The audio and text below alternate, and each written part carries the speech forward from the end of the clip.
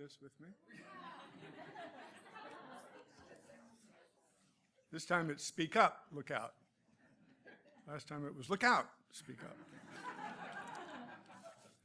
Barbara and Wyatt, the staff, Megan, Adam. Every year they make this experience fresh and exciting. Our splendid, classy class that I'm teaching with Alicia, who stepped out of the golden age to be with us. Jeff read this wonderful story about Jimi Hendrix and Francis Bacon, a meeting called Heads. And I thought, I've got a Jimi Hendrix poem. His name has been invoked. I'm going to read it. This poem I wrote in response to a moment in his long, really jazz riff, Third Stone from the Sun, in which he mutters, "And you will never hear surf music again." This is called Surf Music. I went out to the early break because a wave formed in a dream and paddled in the morning glass, dividing sunlight from its gleam. A wave arose with blowing crest and swelled and raised me where I lay. I leaned into its mirrored breast and felt it lift me to the day. The motion raced behind my heels and curled into the nothingness of spray and spindrift. How it feels when you are born beyond a kiss. I fell across the water's face that peeled away its shining mask and showed beneath me as I passed the shattering and depth of risk. The wave once broken, then I rode the water flat as any plain, waded and swirled in flowers of foam that bloomed and died and bloomed again. I dug my palms into the flesh of water that did not resist, but let me cup it for the strength to kiss the wave and to be kissed. I saw Jimi Hendrix twice in the 60s, the second time, months before he died, in the Inglewood Forum, but the first time in the Hollywood Bowl. And my wife was also growing up in Los Angeles, and we compared notes one night on this rather notorious concert and realized we were both present at it. At that first concert, and that moment in Purple Haze, when he says, "Excuse me while I kiss the sky," that's when he pointed at Noel Redding and said, excuse me while I kiss this guy." But at Inglewood, when he got to that moment, he said, "Excuse me while I kiss this policeman."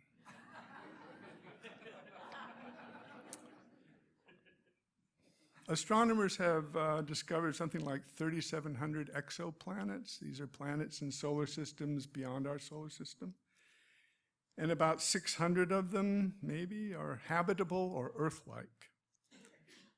I find this search as touching and poignant as the search was 100 years ago for the historical Jesus. Exo. Planet with your entourage of dusty moons. Excuse our hopeful reportage, detecting tunes, riding emanating waves from where you are. We're lonely, and each person craves more than a star. Wrinkle in the fold of space, blip on a screen. Show us an imagined face, like one we've seen, or startle us with clarity. Oh, disk of blue, make us less a rarity and more like you. A friend of mine called me about a year ago or so to tell me of the dire illness of a mutual friend.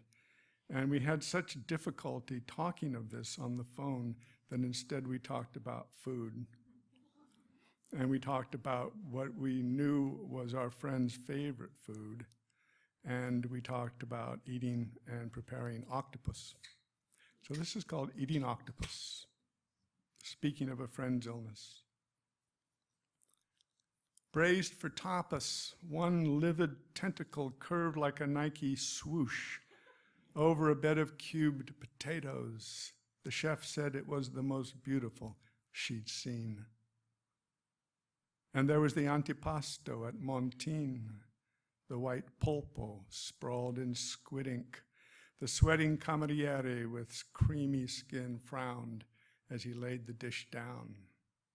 In udon, to see it cooked whole is disconcerting, bulbous among the coiling noodles, large-eyed, as if reproaching a fellow creature. First time I cleaned a rabbit, I saw that look. And the way the octopus is lured, evicted from its grotto, stabbed and pounded for tenderizing, has outraged some on YouTube. The outlandish lands on your plate, a taste, a texture of muscle memory, the sea's intelligence, hunger's suck released to appetite. But the bowl of clear salt water, with two live ones flexing gently and set before the diner, that's where we stick and can't go on. I got news from another friend of mine who is very, very ill that her doctor informed her that a particular course of medication it was on would go like this. She wrote, he said, the therapy will work until it won't. And I started thinking about that sense of limitation. And I wrote a poem called Seam. The pain can be endured until it can't. The therapy will work until it won't. The light will fill the room until it's out. The kisses halt or should when one says don't. And sleep will come as long as you can wait. The weavers, bird and spider, human being are born to knot and net, a kind of fate. And every seamless garment has a seam. Where no horizon's visible, the dawn breaks out like a flash mob, ready or not. Better to let it help you put your clothes on than hide them in a deeper, darker spot. A clear blue sky can load the atmosphere, and laughter greet the weight of a monsoon. Childhood can end abruptly or stay here, looking for those who left to come back soon. In Middle Tennessee, there's about 2 weeks in spring where it's really nice. You can sit out on your deck and watch the evening come. There's no mosquitoes yet. All kinds of interesting things. The air is light. It's almost like California. But if it was like that all the time, we would all live here, wouldn't we? Anyway, this is called Brink. It's about being sort of on the brink of spring, summer. It's also the period when birds are migrating north from the south. Some of them stopping for a little while. Brink. Now evening pauses on its way toward night. And through the trees and their uncertain green, the sky appears in gaps and distances, pale windows cut into a web of shadow. It's cool now, but tomorrow who can say? A rose-breasted grosbeak sat at the feeder today, shelling sunflower seeds neatly as it chewed, in no hurry to return to Canada. All the birds have turned invisible now, though audible signs of them keep wavering. Wednesday night praise music travels from the red brick church across the hollow. Now bats, the little brown bats, flit back and forth like nurses without lamps, and souls pass among the other migrators on their way. my father's too, departing on his 89th birthday.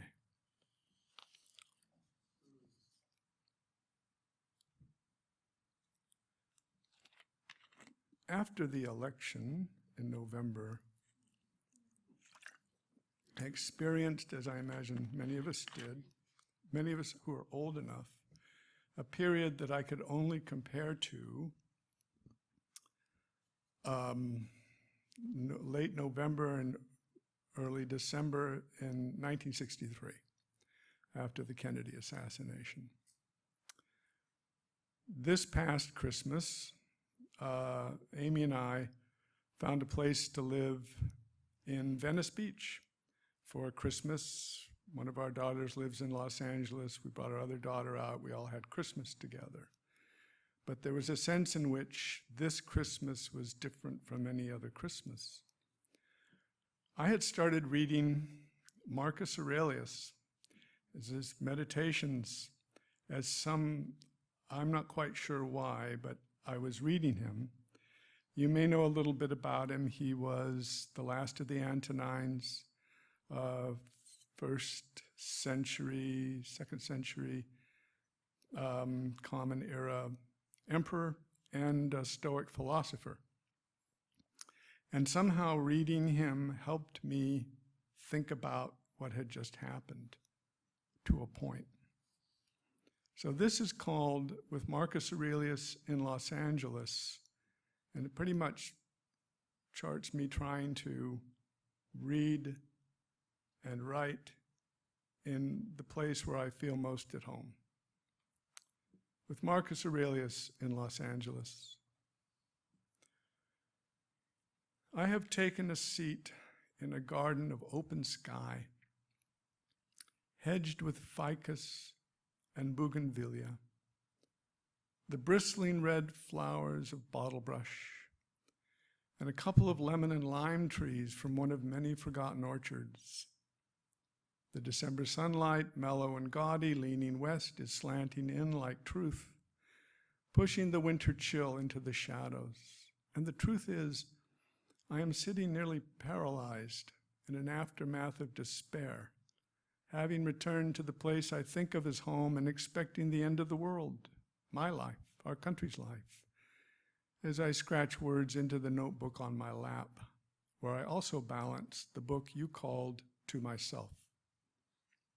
I am here, Marcus Aurelius, with your thoughts, each as stony as a eucalyptus pod in leafy rubble, at the base of a tree too grand for this place. Nature always has an end in view, you wrote. My city is the cosmos, you wrote.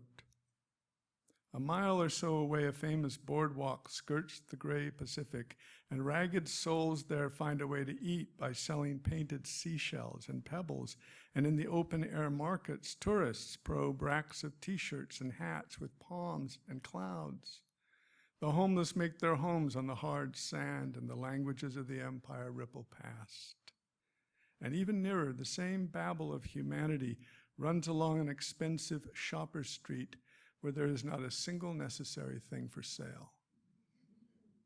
If we accept that one day the sea will cover us, or retreat from us completely, abandoning the earth, and that it may be tomorrow, or the day after, even as we hear the rumbling surf rise an octave and note an unusual silence in the silence we are used to, who knows what the sea will do to this city like a sea? The garden shadows are crossing the pages of my notebook while your pages remain sunlit. Nature always has an end in view, for us, if not for itself. Our gift is to see that. Our nature is to see and not wholly believe. Marcus Aurelius, philosopher, one of the 5 good emperors of Rome. I won't pretend you were other than a dictator who squandered his reign in looking after his own soul. A little flesh, a little breath, he wrote, and a reason to rule all that is myself. You lived at the end of a fortunate era, says a historian who loved you and still urged yourself to rise daily and do the work of a human being, to stop philosophizing about what a good person is and be one.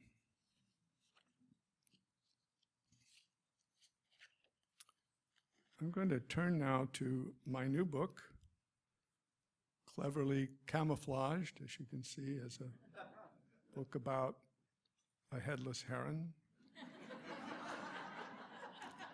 When I was shown this cover by my publisher, I said, no, I'm not. Because I only saw the front. I said, no, what? And and they got back to me and they said, the people in New York like this cover. And the rest of the bird will appear on the back of the cover, as it does. However, I love this cover. However, the Heron Raid, which is a poem in this book, and which I read here last year, so I'm not going to read it again, but the Heron Raid was a heronry of night herons. Night herons. So when I saw this, I said, are you sure that's a night heron? Oh yes, that's a night heron. This is a tricolor heron, not a night heron. It's all right. I hope you will look at the book in the bookstore. So I'm going to read through the book. It's in 3 parts, a part called The Heronry, a part called Believers, Unbelievers, and a part called Another Field. I'm just going to read through, and then I'm going to end with a poem, one of the poems I read here for the first time 26 years ago, which was the first time I was ever here. So the first poem here is called Ruby-Throated Moses. And I have to say that as a child, I lived in Europe, and my father was a really good amateur photographer. And one of the things we saw as we toured through Europe, we saw Michelangelo's Moses. And when he would show slides of it, he would tell some stories about Moses, one of which I believe is apocryphal, but I've repeated it here. Ruby-Throated Moses. Oh, I also want to thank Lee Connell for telling me she'd seen a hummingbird the other day. Here. Ruby-Throated Moses. When my eye caught the green surprise of a hummingbird inside the dim garage, like a brooch pinned against the sheetrock wall, I canted open the creaking garage door and tossed him back to blinding summer life. He spiraled into brilliance out of sight. When Michelangelo struck Moses' knee and shouted at him, "Speak," the chisel made a dent. But Moses kept his glaring silence. And yet, through the statue's marble hair, a wildness stuck out 2 ridged horns and spoke. "Let this be light," it said. "Let this be light." One of the challenges Michelangelo had was to create the horns of light that appeared out of Moses' head when he came down with the tablets.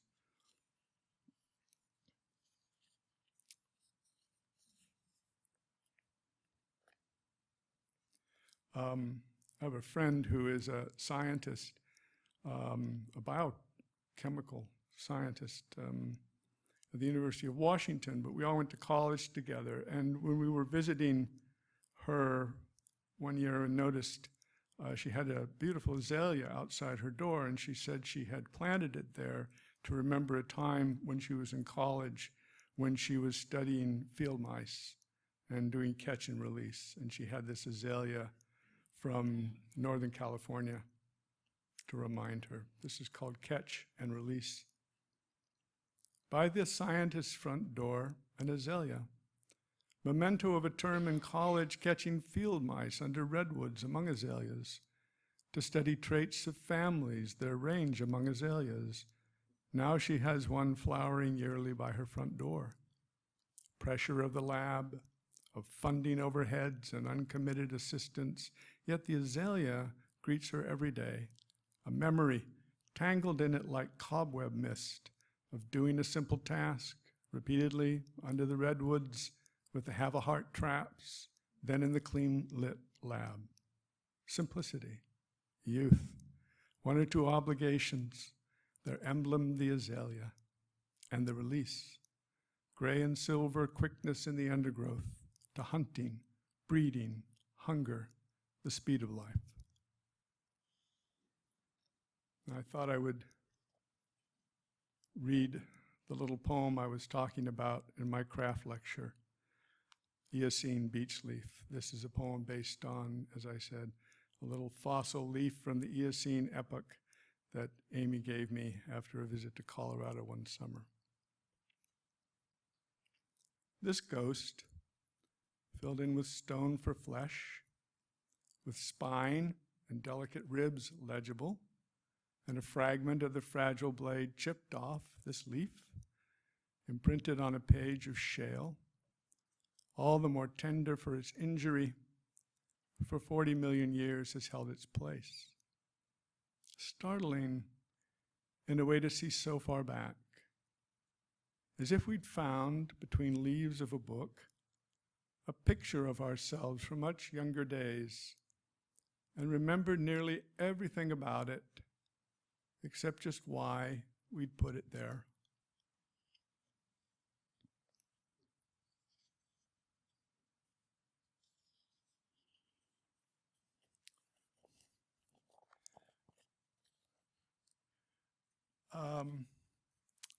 I don't really know what to say about this poem except that I wrote it. No, that's not right. I'm not particularly a person who has had experiences that might be described as clairvoyant or extrasensory. My mother did. But I have had experience of expectation, of a sense that, and I'll bet others here have too, of apprehension, not of ambiguous qualities, just a sense that I think I know what's about to happen, or something's going to happen. I think I know what's coming. So this is called expected. That sense on a fall night driving home that I will see something and must see something climbing the hill toward the reservoir. I will see the shadowy buck grazing in a hollow of lawn and his antlers emerging like a doused candelabra, and stop the car and to peer beyond the streetlights with my headlights off as he watches me and decides to dip his face back to the dark grass. That sense of readiness prepared by so many unexpected things. The man lunging into our car in the metro, the doors hushing shut, the gendarmes slapping their hands on the windows as we pulled away. He glared at the one couple who dared to look at him and excused himself with a barked curse. That sense, recorded in the lifted arms and curved fingers of the Highland dancers to honor the deer's grace as he eludes the hunter. That sense derived from my mother, who saw an angel by her bedside as a child, and knew the ghosts who attended her as she cleaned house were playful but indifferent. Seeing her during her difficult recovery, naked in her diaper and helping her dress, and washing her hair, that sense that I would find the dimple in her scalp where the prosthesis was inserted. It gathers in the strange and makes it yours.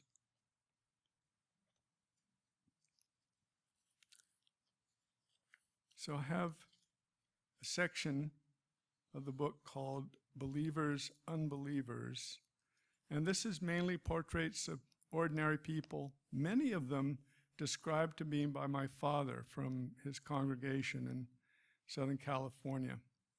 And so many of the stories are fairly commonplace, So I'm going to read you one of the more commonplace ones that actually comes from his life, and then I'm going to read you the only one about a famous figure. So this is simply called Meg Stanley. Nightly in her dreams he rambled on. He sat beside her in bed, staying youthful as she aged, and talked it out, blarney and bullshit, turning into pleading, calling her pet names, secret things, every night. The man she had 3 daughters with, the man who kept failing and moving north, until in Alaska's midnight sun the whiskey seized his throat, his car hit the child, and he ran on and out of life. Every night for years. And then his friend came to visit, old college pal, preacher who married them, and she enjoyed her first night without dreaming of him, and learned next morning he'd sat beside the old friend all night in bed, calling him by a nickname from their youth, and urging him to sign on to the scheme that would make them rich. And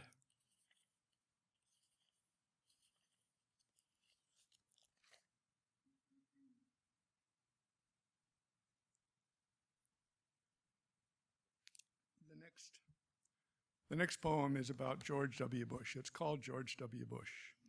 I'm having a little trouble right now regarding George W. Bush with nostalgia. I'd like to remind people what happened while he was president, the lives that were destroyed, the many lives. However, this is about George W. Bush, and it's based on something that I more or less explain in the poem, a Fox News broadcast I watched, in which he was, as I say, dirt biking with some veterans.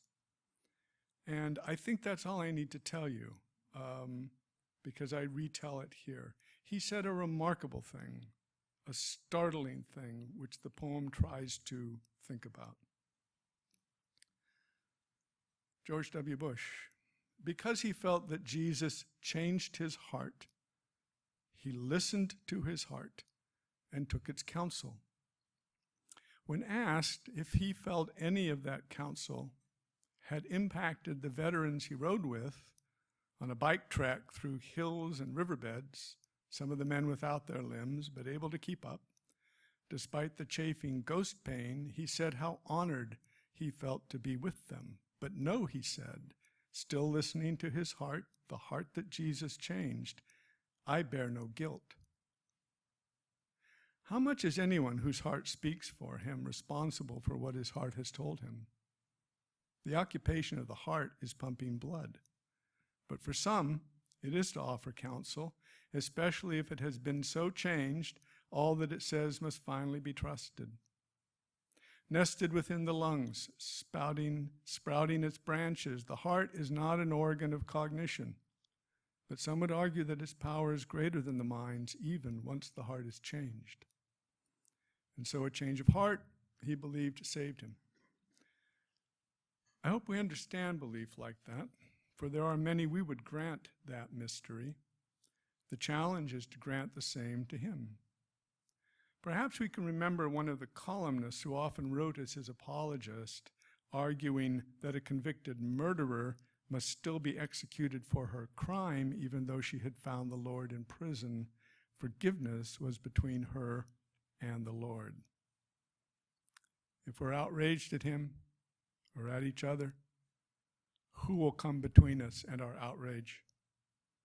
If there's no guilt to bear, what's to forgive? Our losses are unbearable. Our pain will have to be the ghost of our forgiveness.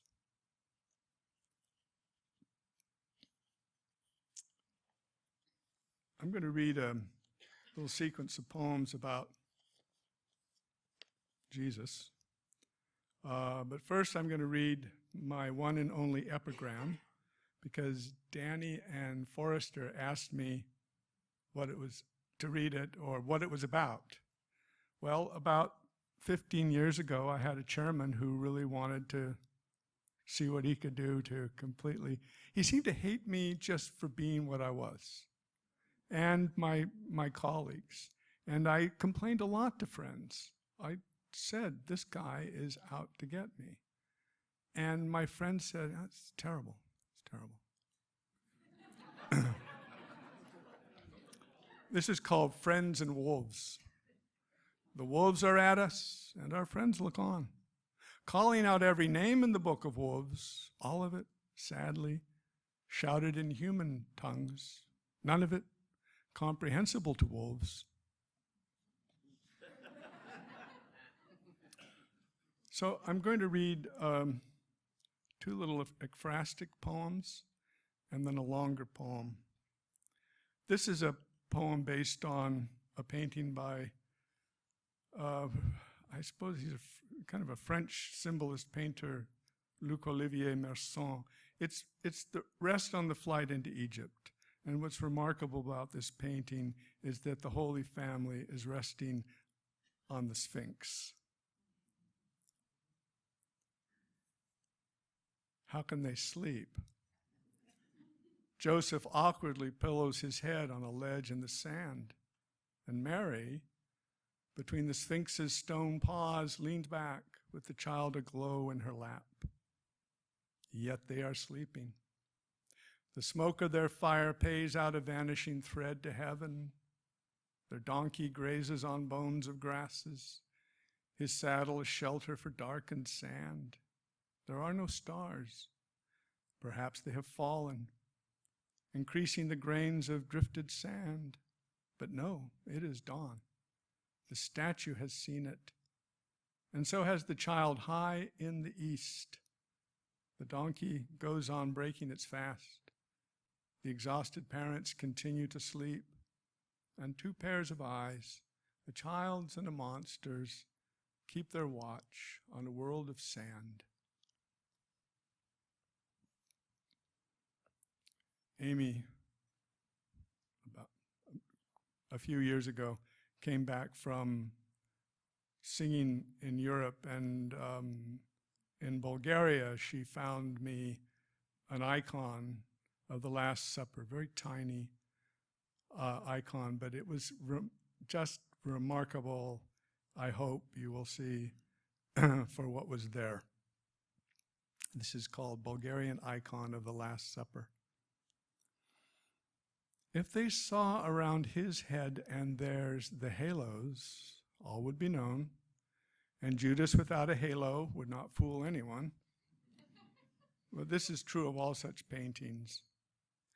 But why are the two white parsnips on the table in the foreground? The upper room crowds in with slotted windows, spindly pillars under a small blue dome. Everyone's dressed in the gold of holiness, even Judas. And in Christ's halo, the letters of his fate are legible. Anyone looking his way had to know. But those root vegetables, they're side by side, among the three-pronged forks. They couldn't be more accurate, less stylized. And in those loving cups, aren't those dumplings? Everything else is flattened into the sacred. All lineaments are red in the clothing worn. The faces, long, lined, expressionless, are all alike. Before each man, a scarlet triangle, like a place card, waits, perhaps, to be plucked up and hidden. In Bulgarian, the words for Last Supper are somewhat ambiguous, mean holy or secret, enigmatic, mysterious meal. Here, footnoted by dumplings and a pair of parsnips, as if to say, just as you eat at your house any night.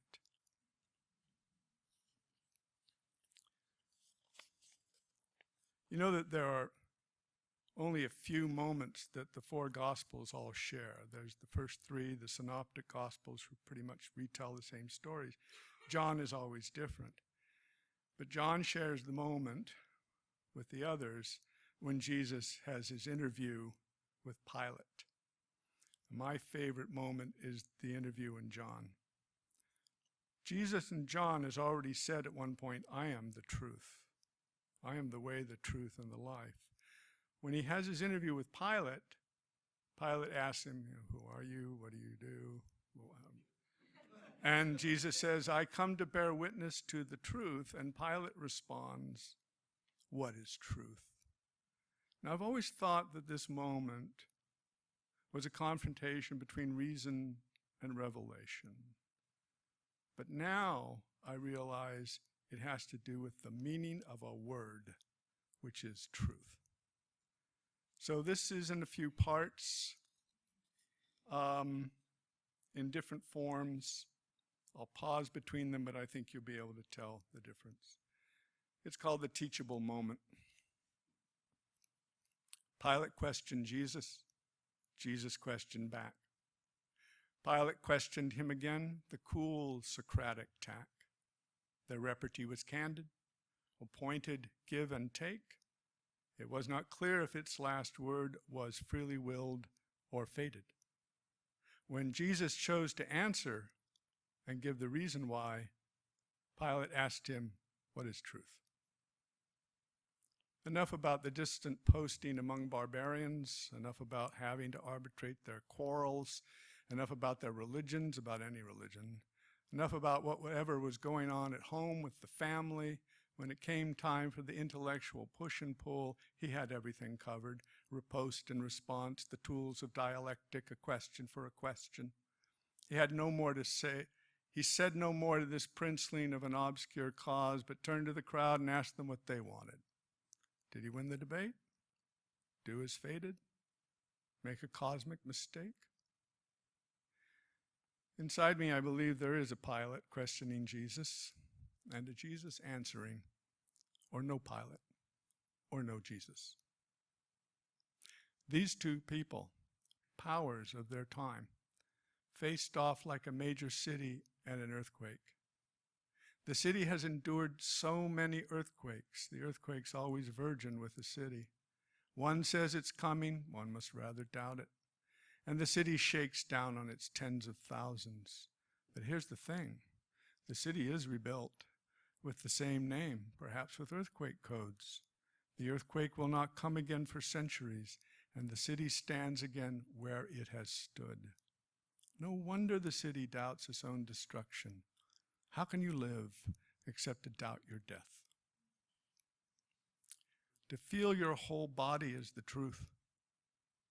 To feel you are the truth, and more than truth. Your feet, your toes, the shin bone and the knee are true and more than true. To be the truth, standing on your own feet and riding hips as true as they were ever meant to be, the rest going upward through the groin, the functional true genitals, the belly spread with its pubic hair, all true, and up the ridged divided abdomen between the nipples, truly loving touch, the clavicles with their delicacy and music, the arms and hands and fingers with their reach, the tower of the neck, as Solomon says, the identifiable face, your face, the ears to hear both the outer and inner voices, the mouth, the speaker of the truth, the nose, truths to its compass bearing, smelling falsehoods, the eyes looking into the puzzled eyes of one you've scared into urgent reasoning, to feel that you embody the whole truth, and then to know that truth is going to be beaten to the bone,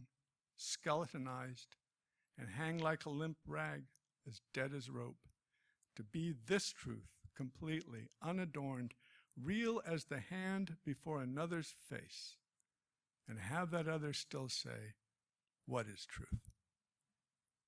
But there is more. There's always more. The score's not settled. There is more. One shuts the door. One strikes the door, worried, nettled, outside the door. What is truth for? What is it for those who worry what it is for, who pace the floor, the shifting floor of air and fury like a classroom floor, who mark the hour, the frozen hour of the last word as the first hour. And what is power that once was power in an old word with a new power? The teachable moment. The last judgment occurring again and again as a teachable moment. But what moment ever lasted long enough to learn anything, this moment. I'm going to end with two poems. This little poem from the Heron Raid. It's called Santorini. About 5 years ago, my wife gave a recital on Santorini in a building that you can pick out if you know the famous pictures of the crest of Santorini. It's the only red building. It's the international building. I think it's the International House. And this describes the experience of her singing and listening to her. If you know anything about Santorini, it is a famous island in the Aegean, but it was formed by the explosion of a pyramid. A volcano. I think some believe its very explosion was the reason that Crete was destroyed. It was fantastic. So now what's left is a ring of islands that formed the edge of the caldera. On the cliff top, snowy with whitewashed houses, in the one red building my wife is singing. She is singing the Greek songs of Ravel, her legato linking the breakage of time. A volcano became a saint of peace, and now she lifts a note from its edge. A lagoon turned blue in a basin of lava, and now her song floats on its light. The caldera became a necklace of islands, and now she clasps it around her throat. A cloud of ash turned to cloudless sky, and now the sun climbs through her voice. In the one red building on the white crested cliff of a place blown apart, she is making it whole.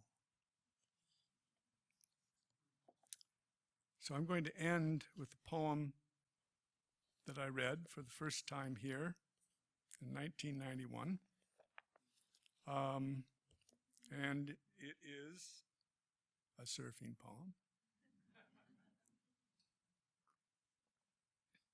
I think the poem will make clear that I was not a good surfer.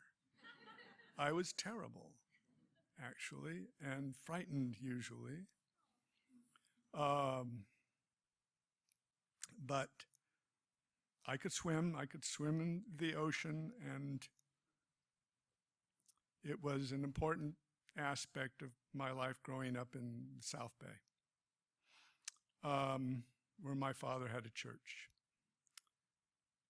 This poem is called Groundswell, and the term was a local surf term for simply a big set of waves, but technically a groundswell is heavy surf that is a sign of a storm far at sea. Usually that's the groundswell. I don't know any other poems, I guess, that begin by alluding to the sound of music, so I'm proud of this. I think those of you who know the sound of music will know what song I'm talking about. I don't think I need to say anything else.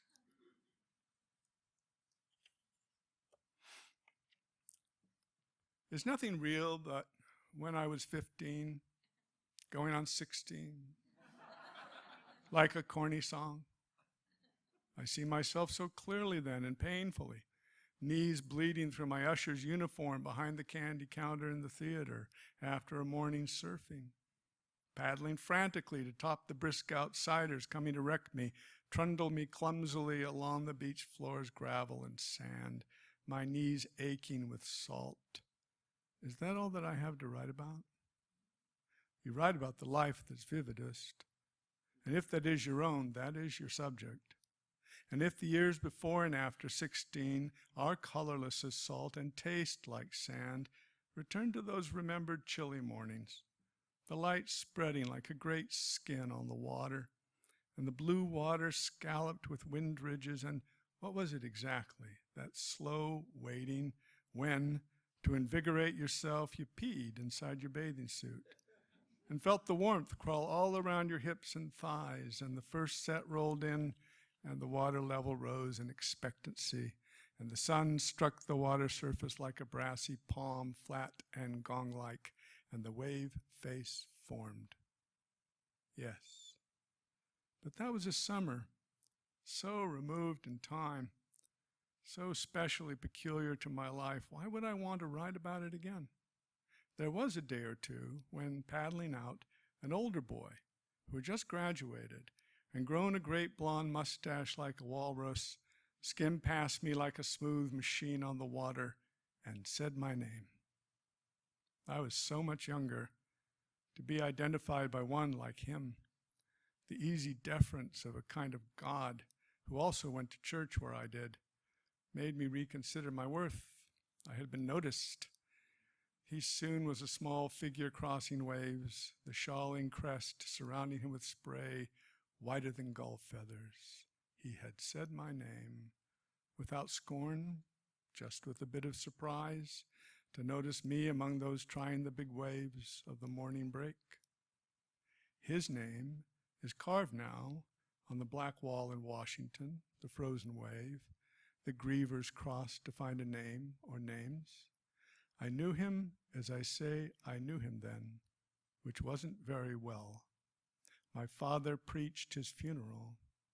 He came home in a bag that nobody got to open. Yes, I can write about a lot of things besides the summer that I turned 16. But that's my groundswell.